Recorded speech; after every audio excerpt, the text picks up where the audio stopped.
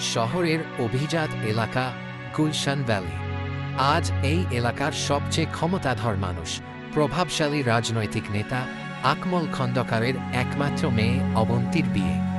রাস্তার মোড় থেকে শুরু করে বাড়ির সদর দরজা পর্যন্ত কয়েক হাজার মরিচবাতি জ্বলছে। বাড়ির সামনে দামি দামি গাড়ির বহর।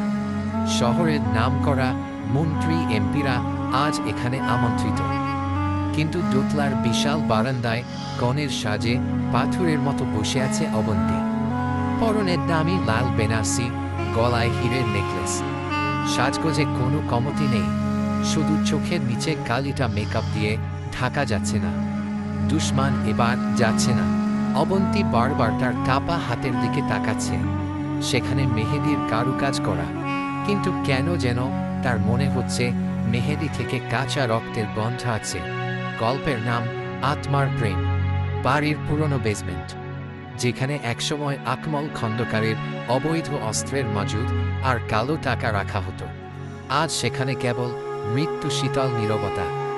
ইন্সপেক্টর জামান আর অবন্তী টর্চের আলো ফেলে নিচে নেমে আসতেই গন্ধে নাকে রুমাল চাপা দিল। গুমোট বাতাসে পচা মাংস আর কাঁচা রক্তের উৎকট গন্ধ।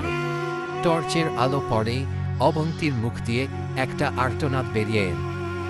বেসমেন্টে মাঝখানে থাকা পিলারের সাথে শেকল দিয়ে বাঁধা আকমল খন্দকার আর জহির সাহেব।